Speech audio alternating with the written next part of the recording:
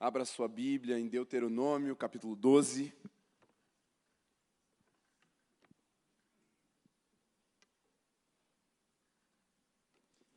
No verso 5. A minha versão é NA, você pode acompanhar pela sua ou pelo próprio telão. Hoje, só rapidinho antes de dar início à palavra, quero lembrar vocês de orarem pelos adolescentes e pelos jovens que estão fazendo vestibular nessa reta final de ano. Alguém aqui vai fazer Enem amanhã? Levanta a mão aí só. Olha, tem uma galera boa aqui. E tem uma galera também que não está presente, porque amanhã começa a prova, domingo que vem tem a continuação.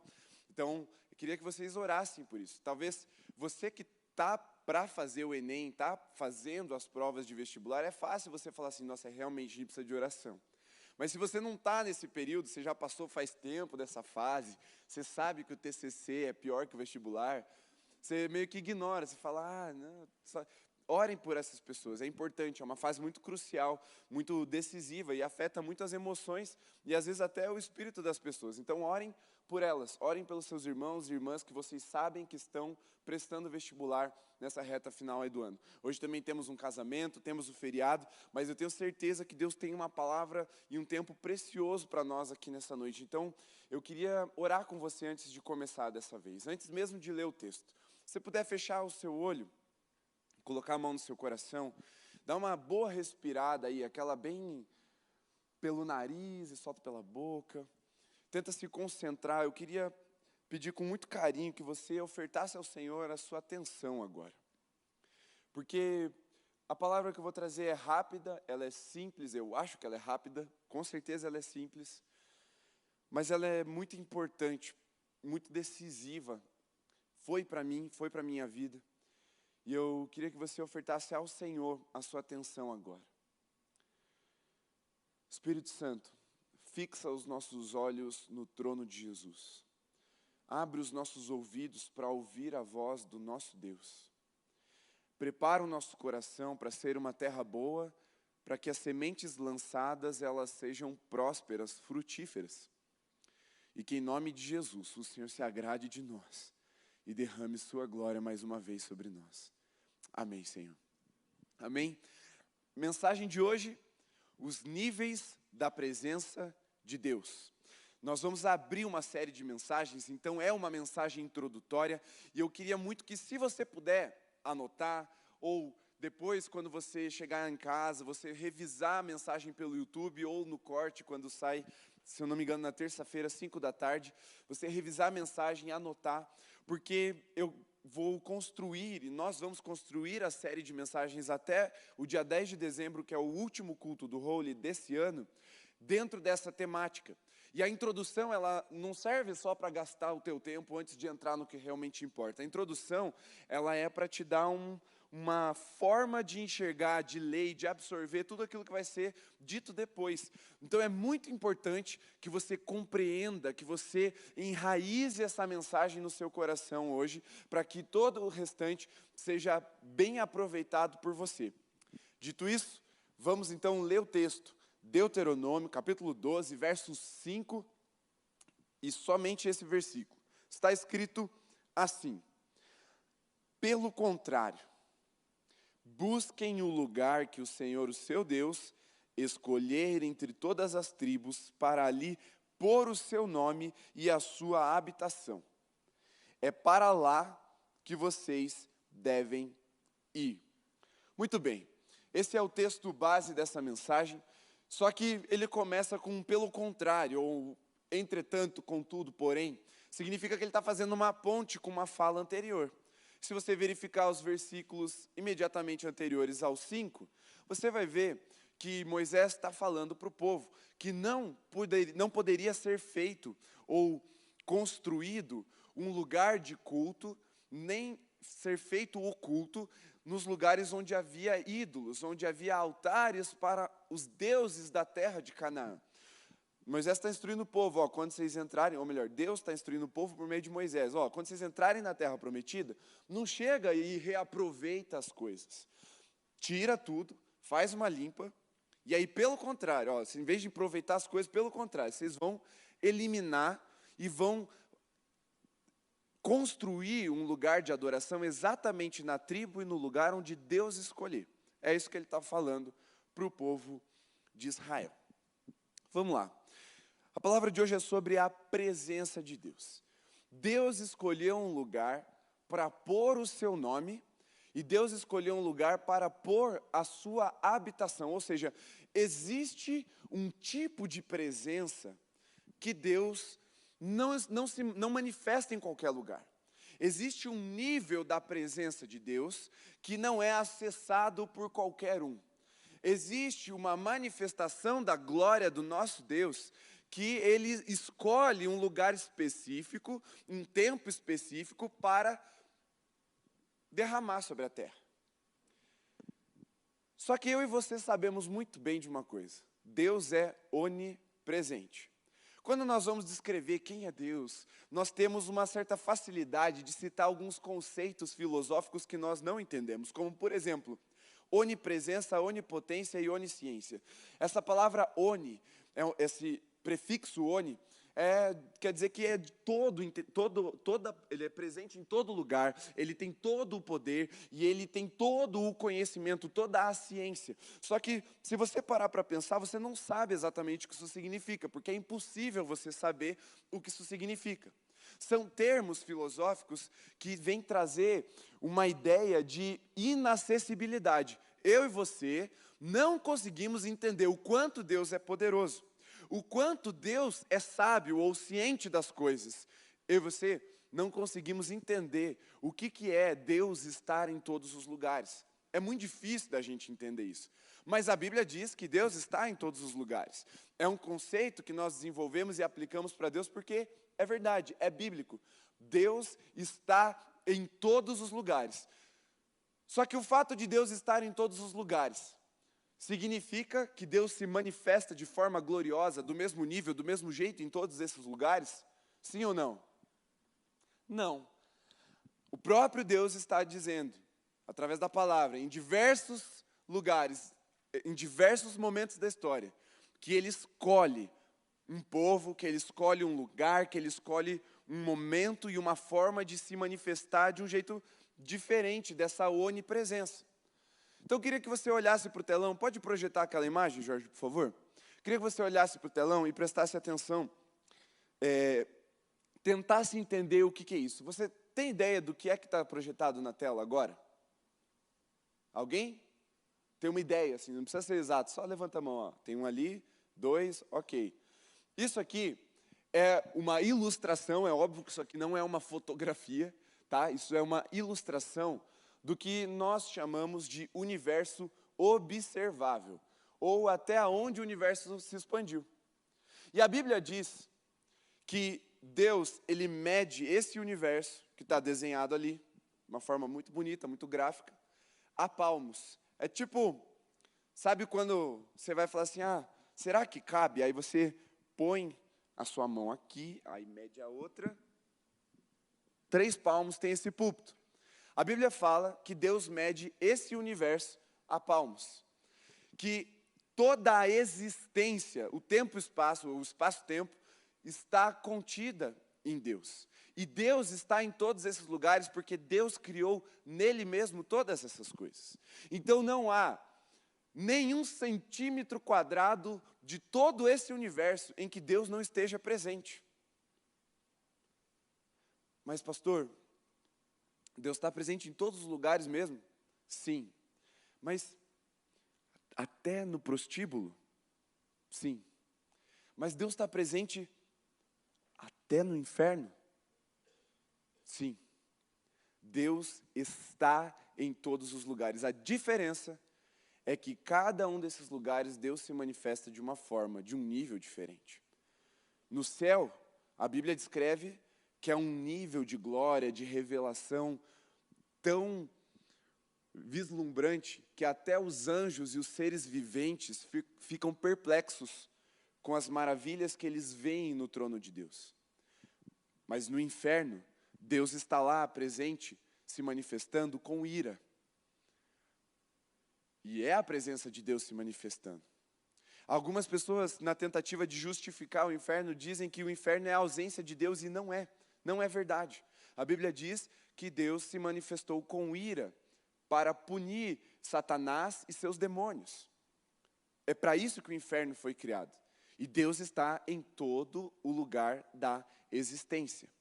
Só que não é esse tipo de presença que nós estamos falando, porque nós não somos um povo qualquer, nós somos o povo de Deus, aqueles que têm uma expectativa na sua presença. Então, dos níveis da presença de Deus, o primeiro, o mais óbvio, o mais simples de entender é esse que eu acabei de dizer, a onipresença. Deus está em todo lugar. Amém? Tá claro? Deus está em todo lugar. Agora, tem mais 2 níveis da presença de Deus que eu quero falar com vocês sobre como buscar, como acessar esses outros 2 níveis da presença de Deus. Como distinguir dessa presença onipresente. O segundo nível da presença de Deus é a presença subjetiva. Então, primeiro, onipresença. A segunda é uma presença subjetiva. O que é isso? O que é uma presença subjetiva?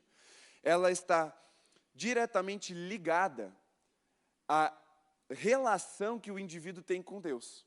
Então, vamos começar já ilustrando, depois eu explico melhor para você. Sabe quando você sai de um culto que parece que as coisas não fluíram muito bem? Que o louvor deu uma enroscada, que a palavra parece que foi meio estranha, e você já sai pronto para dar aquela criticada forte, assim, que você sai, o pastor falou aquilo, não devia ter falado aquilo, fez aquela piada sem graça, errada, assim. Sabe quando você sai pronto para criticar? E aí você encontra com um irmão e você fala, agora eu vou falar mal do culto. E aí quando você fala, pergunta, e aí cara, o que você achou do culto? Esperando o quê? Que ele critique também o culto. Ele fala, meu Deus, que bênção, né? E quebra tuas pernas. Você fala, meu Deus, não vou nem poder pecar agora. Nem vou poder criticar porque ele achou uma bênção. Aí você fala, por quê? Cara, Deus falou comigo. A presença de Deus estava subjetiva à fome daquela pessoa, à intenção daquela pessoa de ouvir a voz de Deus. E no mesmo ambiente onde uma pessoa saiu meio estranha, falando, vou criticar, vou falar mal do culto, vou falar mal do louvor, no mesmo ambiente saiu uma outra pessoa falando assim, meu Deus, que culto maravilhoso, Deus falou comigo, olha só, minha vida foi transformada, ou eu fui curado, e a outra, mas eu nem senti nada. Isso é uma manifestação subjetiva ao relacionamento que a pessoa tem com Deus. É como eu me apresento diante de Deus. É como quando Jesus está diante das multidões e tem lá os fariseus e os escribas arrazoando em seu coração, tramando em seu coração. Olha o tipo desse Jesus aí, quer se achar, está falando que ele é filho de Deus, a gente tem que dar um jeito de matar ele. Estavam ali na presença de Jesus e eles só que rejeitando, eles estavam com raiva de Jesus, estavam ali criticando a ação de Jesus. Enquanto que ao mesmo tempo, no mesmo ambiente, tinha lá os pecadores, os publicanos, o povão mesmo, estavam ali com o quê? Fome, desejo de ouvir as palavras de Jesus. No final do Sermão do Monte isso fica muito claro. Os escribas e fariseus ficam lá, nossa, nada a ver, olha o tipo dele. E o resto do povo falando, meu Deus, olha, ele fala como quem tem autoridade. Ele vive o que ele diz. Olha essas palavras, elas são como alimento para nós. Isso é uma manifestação da presença de Deus de forma subjetiva. Então depende muito de como está o coração das pessoas que estão ali na presença desse Deus. Tá claro? Você entendeu, né? Você lembrou do dia que você foi criticar o culto e não teve como, porque Deus tocou alguém e você ficou ali com o sorriso amarelo, né? Fala amém. Vocês não estão com muita coragem, mas eu vi nos olhos de vocês. Muitas vezes, essa resistência à presença de Deus é só um reflexo de como foi a nossa semana. Nós passamos a semana inteira rejeitando a Deus. Deus batendo na porta do nosso coração e falando, vem para o secreto, vem ter um tempo comigo. E aí nós dizemos não a semana inteira, chegamos aqui no culto, a gente olha para a direita, ter irmão sendo batizado. À esquerda tem outro dando glória, né? E parece que está todo mundo ali, ou a maior parte das pessoas está ali, tendo uma experiência profunda com Deus, e você fala, que isso? E eu não estou sentindo nada. Quem aqui já teve essa experiência? Sejam sinceros, igual eu, assim. Olha aí. E a gente sabe que isso é reflexo do nosso coração. Porque eu nunca vi um justo mendigar o pão. E aqui eu não estou falando de gente pedindo comida na rua. Aqui eu estou falando de uma pessoa que tem fome e sede da presença de Deus, falando, Deus, eu quero sua presença, e Deus falando, não vou dar. É porque nós chegamos muitas vezes diante de Deus em ambientes em que Deus escolheu se manifestar, mas nós estamos de alguma forma resistentes ou indiferentes ao que Deus está falando e ao que Deus está fazendo. E quais são os motivos que fazem o nosso coração ficar indiferente à presença de Deus? Vamos lá, a gente pode ser muito prático e bem, assim, sutil. Pode ser porque eu estou cansado. É ou não é verdade? Quantas vezes nós ficamos indiferentes à manifestação da presença de Deus porque estávamos cansados? Ai, meu Deus, cantar. Ai, meu Deus, orar de novo. Meu Deus, quando é que a gente vai sentar? Olha, o pastor mandou a gente ficar em pé de novo. Isso vai gerando um criticismo no nosso coração. E aí, nos ambientes de culto, nos ambientes de presença de Deus, parece que nós não somos tocados.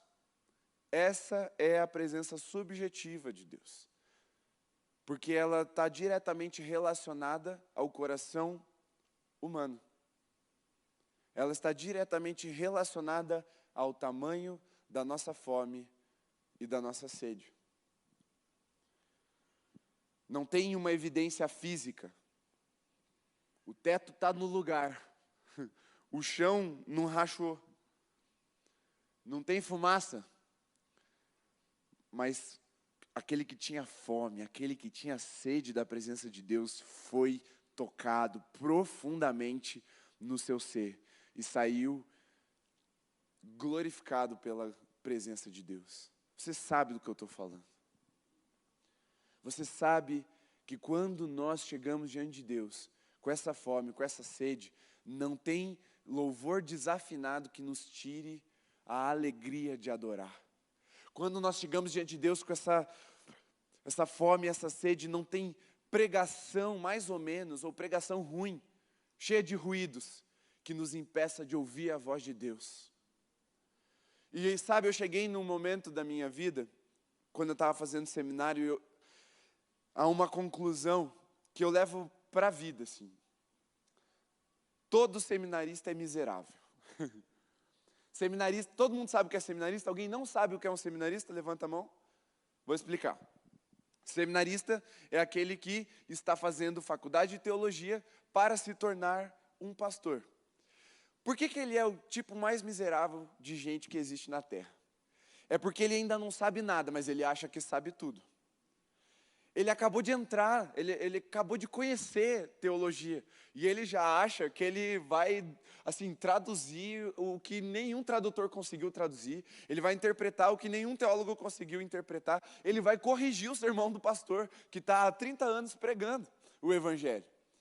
O coração do seminarista, ele é muito facilmente tentado a esse criticismo. E eu convivi com um povo muito voltado para essa crítica. E é muito difícil não se contaminar. E quando Deus me confrontou, graças a Deus, pela misericórdia dele, eu fui rapidamente confrontado quando eu assumi essa postura. Eu tomei uma decisão. E eu falei, Deus, pode ser que eu não goste do culto. Pode ser que as luzes não estejam ligadas do jeito que eu gosto. Pode ser que o louvor não tenha nenhuma canção que eu goste. Pode ser que o pastor que pregou não é um tipo de pregação que eu gosto de ouvir. Mas eu decido. Todas as vezes que eu estiver reunido em teu nome com os meus irmãos, ouvir a tua voz e entregar a minha melhor adoração. Então, cara, não importa se está bom ou se está ruim. Para um coração verdadeiramente sedento e faminto por Deus, ele vai ser tocado. E sabe, eu vejo muitos da nossa geração botando a culpa na sua insensibilidade, ou melhor, na sua pseudo-sensibilidade, no ambiente. Ai, a atmosfera estava meio ruim, né? Nem sentia a presença de Deus. Ah, a luz estava muito clara, a gente fica meio constrangido. Nossa, o som estava muito baixo. Meu Deus, o pastor gritava. Começa a dar desculpas para a sua supersensibilidade e a não sentir mais a presença de Deus, porque o culto que te atrapalhou, quando na verdade isso nunca pode atrapalhar um coração faminto e verdadeiramente sedento pela presença de Deus. Muitas vezes, nós queremos dar desculpas. Deus, eu não te senti porque eu também, o dirigente de louvor desafinou. Eu estava lá quase tocando as tuas vestes, aí veio essa multidão de desafinados, começaram a cantar errado, e eu saí do Espírito. Não, meu irmão. Todas essas desculpas não valem de nada diante da presença de Deus. Quando Deus se revela diante de quem tem fome, pode ser no deserto, pode ser na barriga de um peixe, pode ser pendurado numa cruz, pode ser sendo perseguido por soldados, pode ser sendo rasgado, dilacerado pela garra de leões. Deus fala e o seu povo ouve. Deus se revela e a sua presença se manifesta. E o que eu quero dizer com uma pseudo-sensibilidade é que muitas vezes que nós criticamos o culto, nós achamos que estamos num nível superior à espiritualidade apresentada pela igreja naquele momento de culto. Nós achamos, nossa, está meio frio aqui, eu sou quente demais para esse lugar. É ou não é verdade? Pense como, muito provavelmente você já pensou isso em algum momento. De estar num ambiente de culto onde tinham adoradores que o adoram em espírito e em verdade, adorando, e você se achou muito espiritual para aquele ambiente. É ou não é verdade? Só que o que o teu orgulho disse é que você é espiritual demais, ou sensível demais, e aí aquele ambiente eu senti que não tinha, Deus não estava ali, que Deus não estava se movendo. Na verdade, isso não é sensibilidade. O nome disso, e eu queria que você entendesse com muito carinho o que eu vou dizer agora, o nome disso é frescura mesmo. Porque sensibilidade é aquele que ouve um analfabeto pregar e se quebranta em lágrimas porque ouviu a voz de Deus através da palavra ministrada.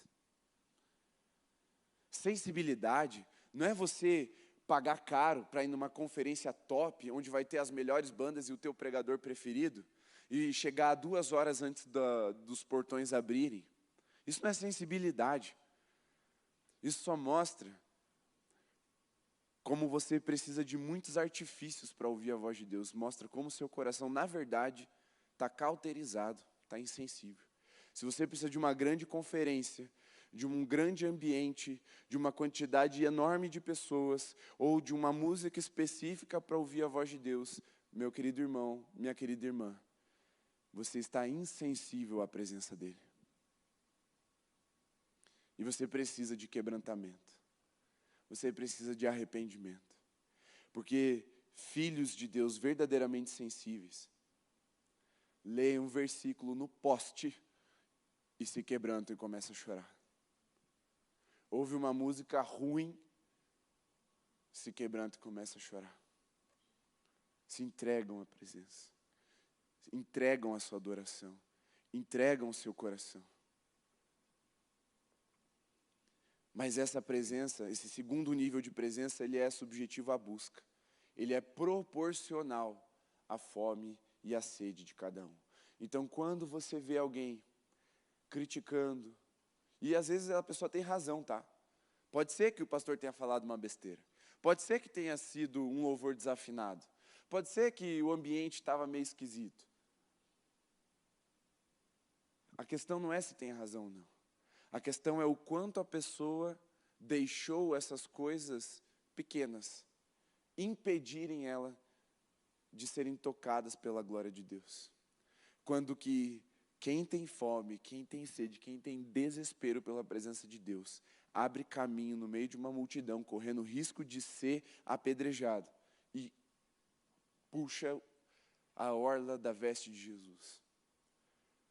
Quem tem fome, quem tem sede mesmo, sobe na árvore e fica em evidência, pagando mico, mas faz Jesus enxergar. Estou falando da mulher do fluxo de sangue e agora de Zaqueu. Havia uma multidão. E Jesus passava no meio da multidão, nos dois casos. Mas tinha alguém com mais vontade de tocar Jesus, ou melhor, mais vontade de ser tocado, ser visitado pela presença de Jesus, do que todo o resto da multidão. E o que eu quero dizer com isso é que nenhuma das nossas desculpas para não entregar toda a nossa adoração, todo o nosso coração ao Senhor, vai valer diante de Jesus. Porque Ele não mediu esforços para que eu e você pudéssemos ter acesso a essa presença. Agora há um terceiro nível da presença de Deus que eu quero falar com vocês. Porque deixa eu dizer uma coisa. Esse segundo nível depende da nossa individualidade, da nossa busca pessoal. Eu posso estar no meio de um monte de pecadores hipócritas, de religiosos frios, mas se eu tenho vida com Deus e eu estou ali para adorar o Senhor, eu posso ser tocado pela presença de Deus. Eu posso. Eu não preciso de ambiente, eu não preciso de atmosfera, eu não preciso de luz, eu não preciso de música. Eu posso. Por quê? Porque eu tenho livre acesso à presença de Deus. Agora, eu quero falar de um terceiro nível. Então, o primeiro é a onipresença. O segundo é a presença subjetiva. Agora eu quero falar da presença gloriosa do nosso Deus. Uma presença que é palpável. Uma presença que os olhos veem, que os incrédulos não podem negar, que até aqueles que se colocam como inimigos do Senhor têm que reconhecer a sua glória. É dessa presença que eu quero falar agora, porque é dessa presença que o versículo 5 do capítulo 12 de Deuteronômio, que Moisés estava falando. E se tem alguém que manja de presença, é Moisés. Ele tinha experimentado essa presença. Porque ele subiu o monte, entrou na nuvem da glória do Senhor. Ele viu Deus. E quando ele fala para o povo, olha, não dá para ser de qualquer jeito. O nosso Deus não é qualquer Deus. O nosso Deus não é como esses postes de madeira, esses ídolos falsos que tem na terra de Canaã. Não. Ele vai habitar num lugar que vai ser limpo primeiro, que vai ser santificado primeiro. Ele vai escolher uma tribo, ele vai escolher um lugar para a sua habitação. É essa habitação que eu quero falar. Não é aquela presença que todo filho de Deus pode sentir em qualquer lugar da terra. Não é a presença da onipresença que qualquer criatura, qualquer matéria do universo consegue sentir, porque Deus está presente em todos os lugares. Não. É uma presença que não tem como não reconhecer a majestade de Jesus. É uma presença que move o sobrenatural ao nosso redor e nos impacta de uma forma que a gente vai contar quantas vezes na nossa vida a gente teve essa experiência. Porque não é uma manifestação que acontece todo dia. Nós lemos a Bíblia, e o que é a Bíblia? É o testamento de Deus para o homem. Né? É o Antigo e o Novo Testamento. A Bíblia é um testamento. É Deus deixando um legado, deixando a sua promessa viva através das Escrituras durante toda a história. E os testamentos, o Antigo e o Novo Testamento, a Bíblia, a palavra de Deus, ela conta a história da revelação de Deus ao homem. E quando nós lemos a Bíblia de forma corrida, ou mesmo quando nós lemos de acordo com o nosso devocional, nós temos uma impressão de que Deus se manifestava o tempo todo dessa forma. Mas não é verdade. Existiram momentos muito específicos na história que Deus veio com essa glória, com essa majestade. E Ele veio como resposta a duas coisas. Eu não vou nem te perguntar se você sabe o que é, porque eu já falei várias vezes. É fome e sede da sua presença. Essa presença não é qualquer um que acessa. Não é qualquer crente displicente ou preguiçoso que vai acessar. Porque o versículo diz: Deus vai escolher um lugar no meio de uma tribo e é para lá que vocês têm que ir. O que eu quero dizer com isso, gente? Ou o que o texto está dizendo? Tem um lugar que a glória de Deus vai se manifestar. E nós precisamos nos mover até ela, porque ela não vai vir até nós. E isso vai provar o nosso coração. Isso vai provar a nossa intenção de realmente ter um encontro com Deus. Porque, vamos ser sinceros, se nós estabelecermos uma rotina e nos acostumarmos, eu vou na igreja todo final de semana, e Deus toda vez responder com essa presença gloriosa, pasmem, nós vamos nos acostumar. Se você está duvidando, o povo de Israel se acostumou. E sabe quanto tempo levou para eles se acostumarem com essa presença gloriosa? Essa majestade visível? 40 dias. Só 40 dias. E o povo se acostumou. A glória continuou queimando no pico do monte. Eles, vendo aquilo, viram as costas e fazem para si um bezerro de ouro.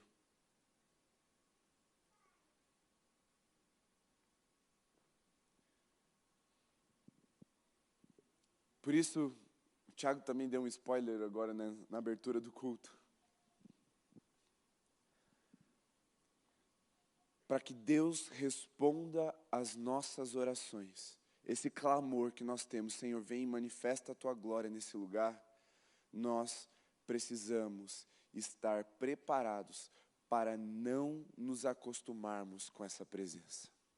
Porque essa presença só vem onde ela é desejada, onde ela é temida, respeitada, e onde ela é clamada, ou seja, há um preparo, há um clamor, há uma limpeza, há uma santificação antes dessa presença vir e se manifestar. Para que antes dela ser derramada, nós mostremos ao Senhor, Deus, esse é o nosso coração, nós não vamos fazer pouco caso da Tua presença, nós não vamos desprezar a Sua glória. O maior crime da humanidade é desprezar a glória do Deus vivo, quando Ele decide se manifestar. E deixa eu te dizer uma coisa. Estava orando essa semana, e o que Deus falou comigo foi que muitas vezes Ele está dizendo não para o nosso clamor pela Sua presença, para que não seja como um juízo sobre nós a glória dEle nesse lugar. Porque nós não queremos ela de verdade. Nós não estamos dispostos a seguir essa glória, essa presença em qualquer lugar. Talvez nós não estejamos dispostos nem de deixar nossa rotina de templo, de igreja, de semana a semana, para ir até onde Deus escolheu se manifestar. Nós estamos, Senhor, vim até aqui, né? Para que eu ir até o Senhor? O Senhor está em todo lugar mesmo, vem aqui. Nós mostramos preguiça, indiferença, resistência à presença de Deus, à glória de Deus. Corações assim nunca vão experimentar esse terceiro nível da presença de Deus.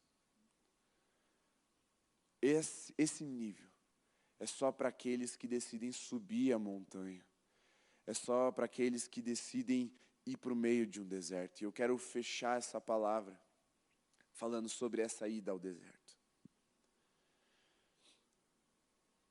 No Novo Testamento, o último profeta da antiga aliança, João Batista, foi chamado de a voz do que clama no deserto. Quem é que estava clamando no deserto? João Batista era a voz daquele que clama no deserto. Quem é que estava clamando, falando no deserto? O próprio Deus estava clamando no deserto. Ele já tinha falado lá atrás: vocês têm que ir, vocês devem ir até essa presença. Mas o povo estava tão acostumado a ir para as sinagogas, a cumprir a sua rotina religiosa, semanalmente, sábado após sábado, que quando Deus parou de se manifestar lá e foi para o deserto, eles nem perceberam. Até que Deus levanta um homem, João Batista, que se torna essa voz e começa a proclamar o evangelho de arrependimento, preparar o caminho daquele que viria após ele, Jesus Cristo.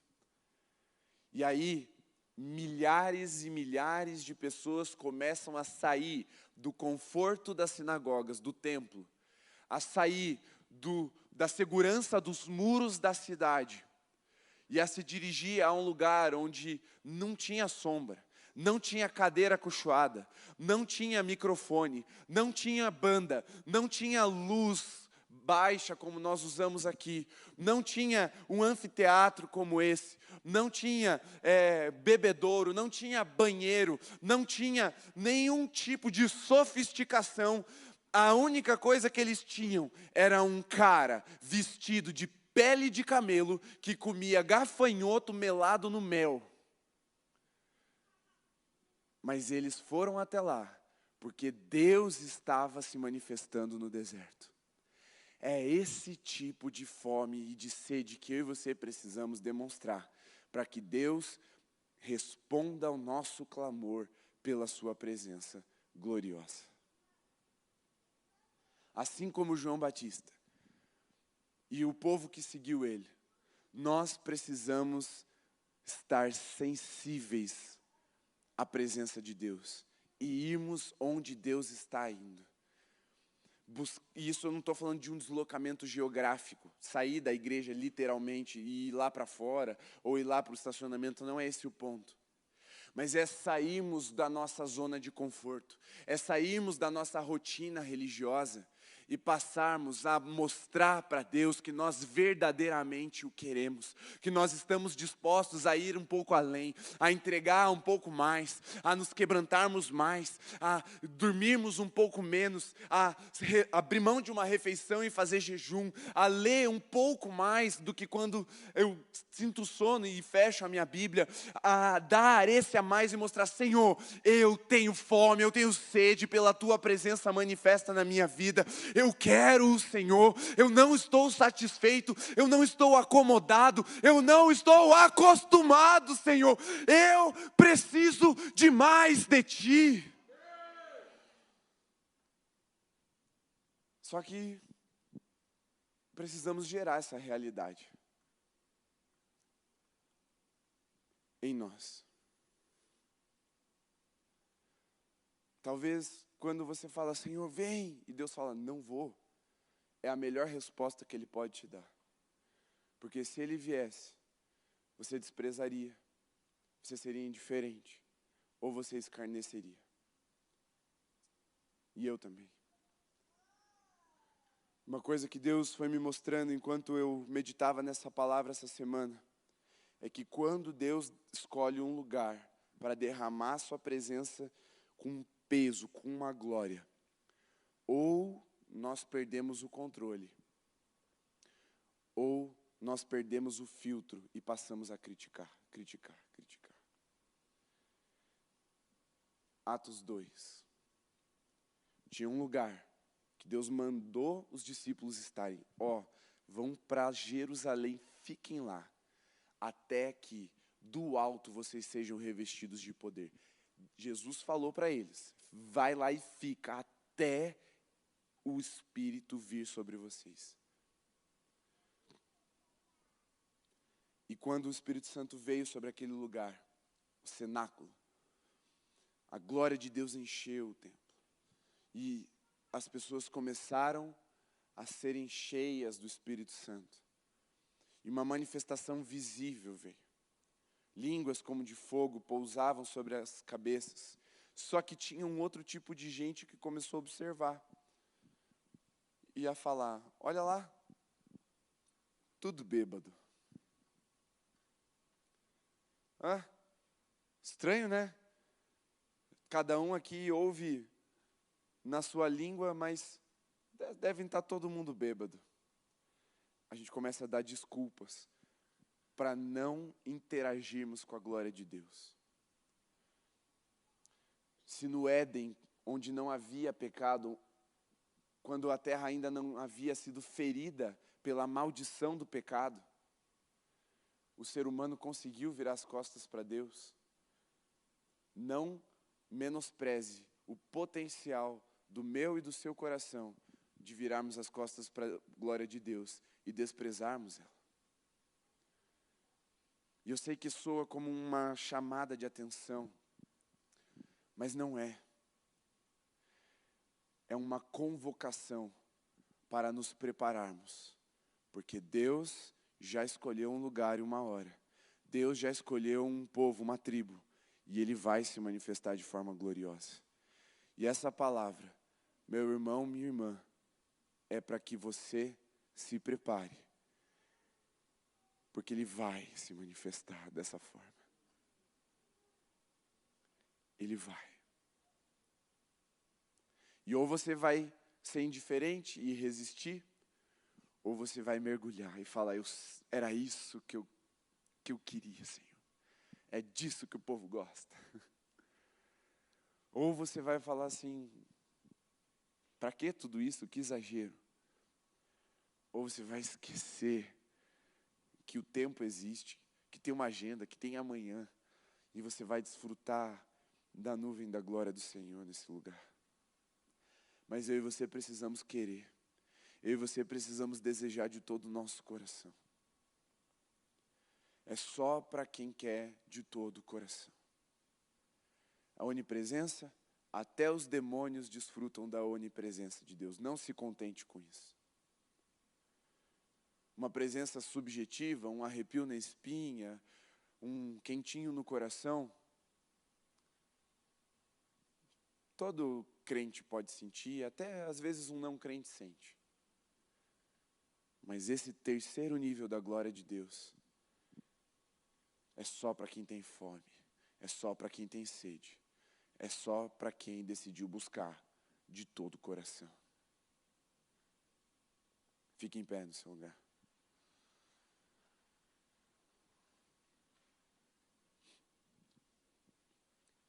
Eu vou reler o texto para você. Pelo contrário. Vou ler o 4 também, para você entender. Feche seus olhos por um instante. Pense assim, antes de eu ler o texto, pense assim. Pensa aquele último culto que você saiu meio birrento, meio critiquento, assim, meio cheio de motivo para dizer que era melhor nem ter vindo ou nem valeu tanto a pena, assim. Lembra? Traz a memória agora. Que você demonstrou uma indisposição, uma distração muito grande. Durante a mensagem você ficava no celular. Durante o louvor você mais prestava atenção nos outros do que naquilo que estava sendo cantado. Lembra desse dia agora. Olha o que está escrito. Não é assim que vocês devem adorar o Senhor, o seu Deus. Pelo contrário. Busquem o lugar que o Senhor, o seu Deus, escolher entre todas as tribos para ali pôr o seu nome e a sua habitação. É para lá que vocês devem ir. Jeremias diz que nós vamos buscar e achar quando nós buscarmos de todo o coração. Hoje não é mais um lugar geográfico. Hoje é um lugar que simboliza uma disposição de coração. Não é buscar o Senhor porque é sábado.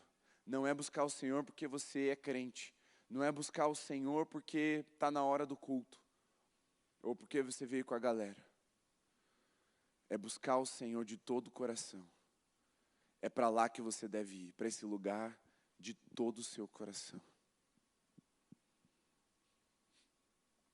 E eu vou fazer um apelo nesse momento. Eu queria que você fosse muito corajoso porque Você sabe que é muito difícil eu insistir e eu não vou insistir hoje. Vou fazer uma vez. E você vai ter essa oportunidade de demonstrar que você realmente quer a presença de Deus sendo derramada sobre nós. Se você tem algo para confessar e pedir perdão para o Senhor, Senhor, é verdade. Eu vim tantas e tantas vezes aqui, cheio de resistência, de indiferença. Para mim era só mais um culto, era só mais uma agenda, era só mais um encontro, era só mais uma escala.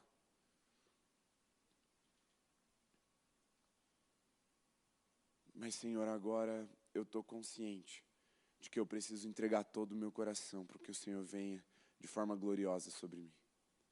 Se você tem essa consciência, deixe seu lugar, vem aqui à frente.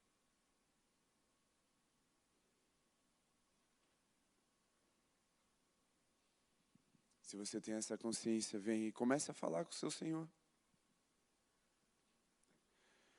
Porque eu fui profundamente ferido por essa palavra.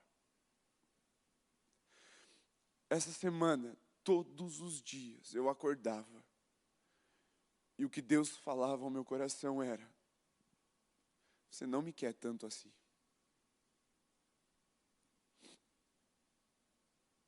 E eu fiquei mal, vendo meu coração satisfeito, acostumado com poucas coisas.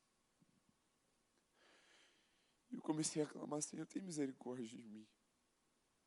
Tem misericórdia de mim. Mas não afasta de mim a tua presença. Não me prive de entrar num ambiente de glória da tua presença, Senhor.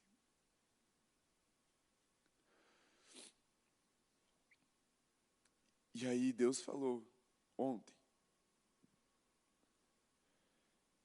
se prepare, santifique-se, porque eu ainda estou para visitá-los, com o peso da minha glória e com uma manifestação palpável da minha presença.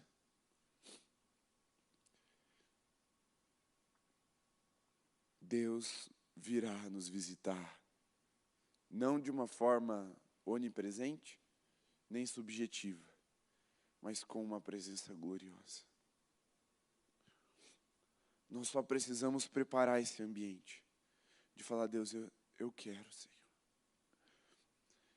Eu quero te ver, eu quero te tocar, quero te abraçar, eu quero mergulhar em ti, eu quero ser tocado pelo teu Espírito. Eu quero que os meus sentidos se percam no meio da tua nuvem de glória. Senhor, eu te quero.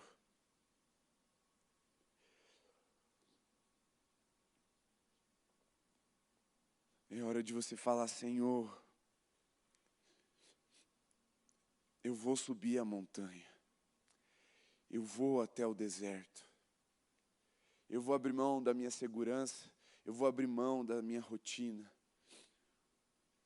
eu vou abrir mão do que eu estou acostumado, para que eu experimente de algo que eu nunca mais vou me acostumar, mas vou continuar me maravilhando.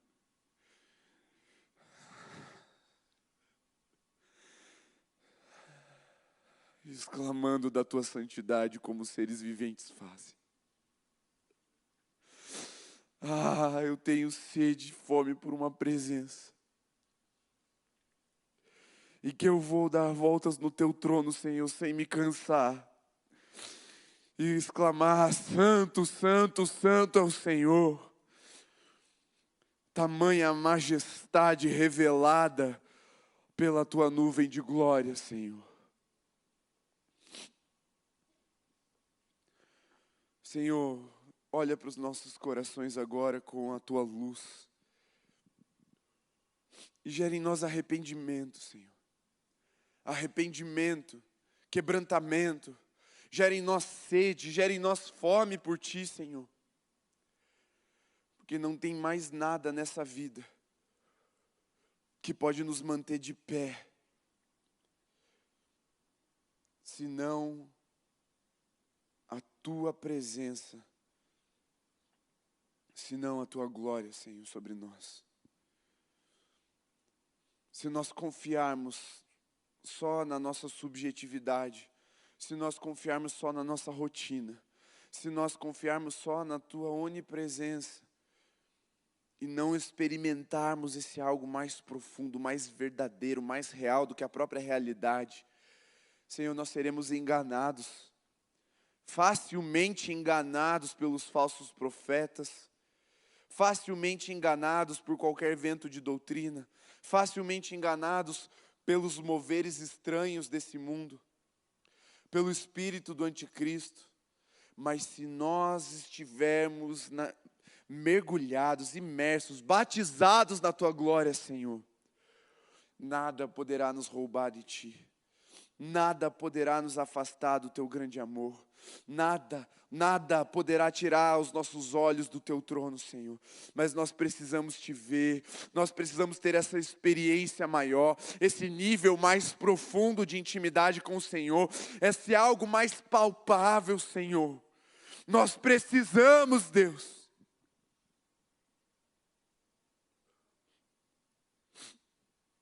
Nós precisamos ser contemplados com a tua presença. Por isso, prepara o teu povo, para que quando o Senhor venha, nós sejamos daqueles que mergulham e se rendem, e não daqueles que resistem e blasfemam contra ti, Senhor. Dá-nos essa sensibilidade, Senhor. Eu peço para que o Senhor construa esse entendimento durante os próximos cultos. Falta pouco para acabar esse ano, Senhor, mas o ano ainda não acabou. A tua porção para ser derramada sobre nós ainda não acabou, Senhor. Eu sei que o Senhor abriu os céus e há, sim, seres celestiais passeando no nosso meio, nos preparando para aquilo que o Senhor vai derramar. Eu posso ver os teus anjos ministradores passeando no nosso meio, nos tocando, nos trazendo vestes novas, purificando o solo do nosso coração, para que quando a tua glória vier, nós sejamos daqueles que glorificam o teu nome, que celebram a tua presença, que se rendem à tua voz. Eu posso ver, Senhor, uma geração santa, eleita, um sacerdócio real, um povo adquirido, que não se rende e que não se contenta com as propostas desse mundo, mas que mantém o coração sedento por mais de ti. Abre o nosso coração para essa expectativa, Espírito Santo, porque eu já posso ver o teu povo acessando águas profundas. Eu já posso ver essa geração transformando os seus arados em lanças e suas foices em espadas. Eu já posso ver, Senhor, uma geração fiel sendo coroada com a presença gloriosa e majestosa do nosso Rei. Por isso, vem, Senhor. Vem, Senhor, sobre nós. Vem, Senhor, sobre nós. Se você puder, tente esquecer um pouco o tempo agora, porque a gente está bem adiantado, está bem tranquilo. Desapegue-se um pouco do que você está pensando daqui a pouco. Ainda há algo que Deus quer ministrar sobre nós. Abra o seu coração agora. Lá no retiro nós tivemos uma experiência do Espírito começar a se mover a partir de uma pergunta. E eu queria ministrar isso sobre você novamente, se você estava no retiro, e pela primeira vez se você não estava lá. Eu queria que todos nós perguntássemos agora, Espírito Santo, O que o Senhor espera de mim agora? Pergunte isso para o Espírito Santo. E se Ele começar a falar alguma coisa ao seu coração, manifeste-se em obediência. Se Ele está te pedindo um clamor, clame. Se Ele está te pedindo o seu coração, entregue. Se Ele está te pedindo um movimento, mova-se. Se Ele está te pedindo uma canção, cante. Se Ele está te pedindo uma dança, dance. Se Ele está te pedindo uma profecia, profetize. Se Ele está te pedindo uma declaração, declare. Se Ele está te pedindo um derramar, derrame. Se Ele está te pedindo uma entrega, entregue. Mas pergunte agora ao Santo Espírito que está nesse lugar para te ouvir, para te responder e para se mover através de você. O que é que você pode fazer? O que é que Ele espera de você agora? E comece a entregar ao Senhor.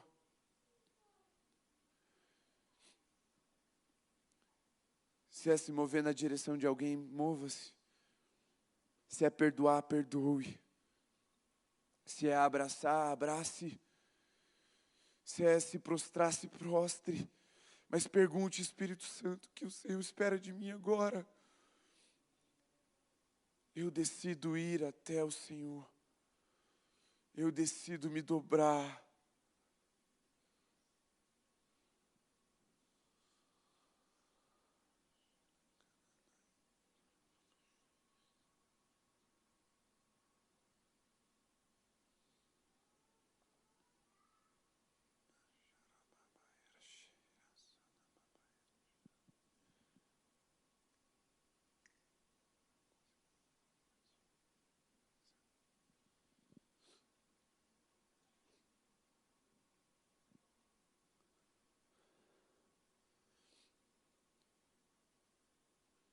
Comece a dizer para o Espírito Santo, deixa queimar. Veja o seu coração como uma chaleira alcançando o ponto de ebulição, criando uma pressão dentro de você agora. Uma hora vai ter que sair algo de dentro. O Espírito está provocando o seu coração. Algo vai sair. A pressão precisa escapar por algum lugar.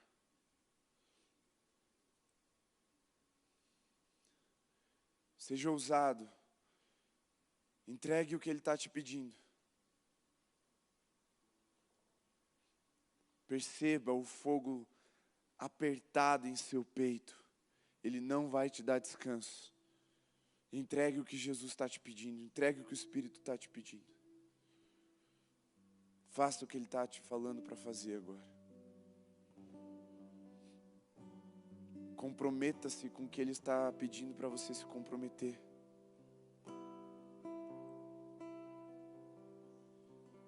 Mais.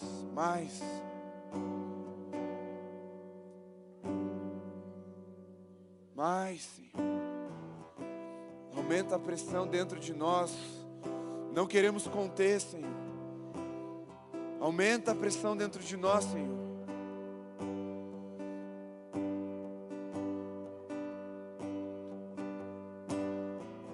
Mais, Senhor.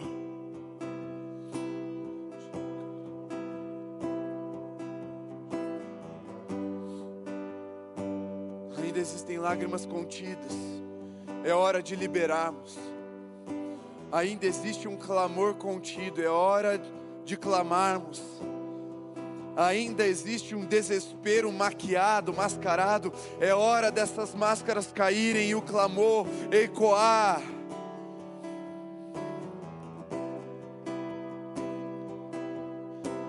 Mostre para o Senhor que você não está indiferente à sua presença, que você quer mais da sua glória.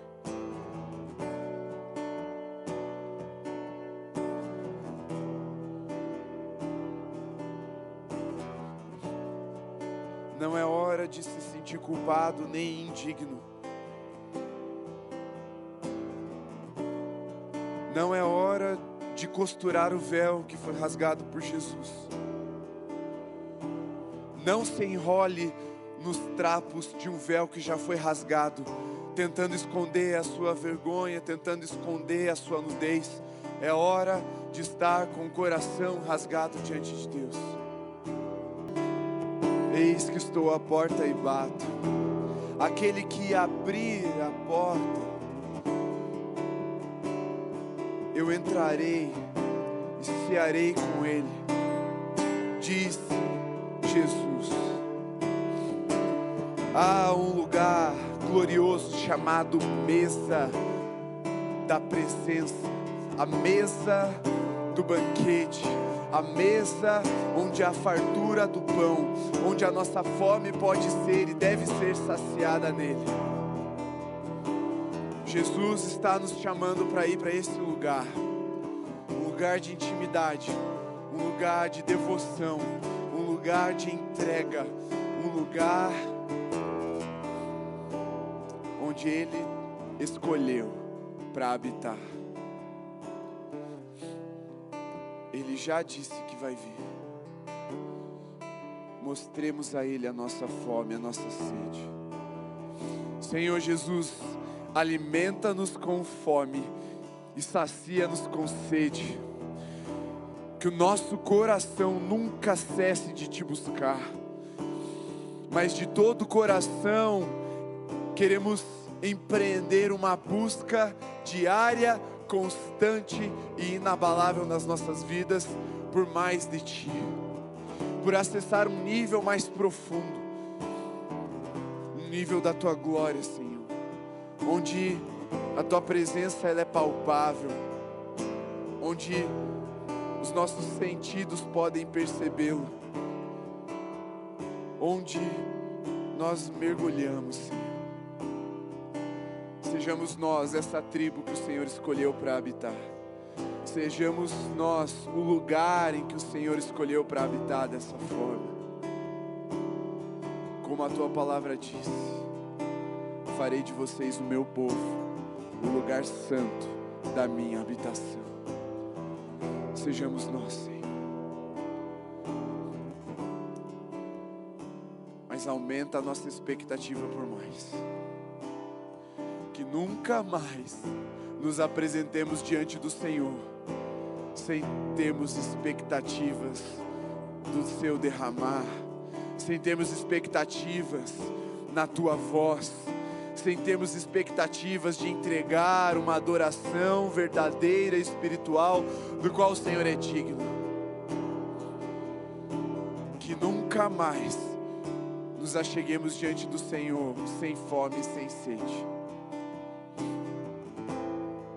É o nosso clamor nessa noite em nome de Jesus, porque nós só sabemos, Senhor, que é só o começo daquilo que o Senhor quer fazer para encerrar esse ano nas nossas vidas. É só o começo do mover, é só o começo do derramar. São só gotas daquilo que o Senhor está preparando para derramar sobre nós. Em nome de Jesus. Amém, Senhor. Amém? Amém. Se recupere aí um pouquinho enquanto o Eugene continua ministrando, só para o pessoal respirar. Se você conseguir voltar para o seu lugar, se sentar, faça isso sem pressa. Eu ainda tenho fome, eu ainda tenho lenha, pode vir queimar, pode vir queimar. Eu ainda tenho fome, eu ainda tenho lenha, pode vir queimar, pode vir queimar. Pode sentar. Que presença, Senhor. Somos gratos, Pai, porque o Senhor é bom. O Senhor se fez presente mais uma vez. É o que mais nos importa. Recebe toda a adoração, toda a glória, todo o louvor, em nome de Jesus. Amém, Senhor. Nós encerramos a nossa transmissão. E que Deus te abençoe. Espero você aqui no próximo sábado às 19 horas para darmos continuidade naquilo que Deus está fazendo e falando ao seu povo. Gente,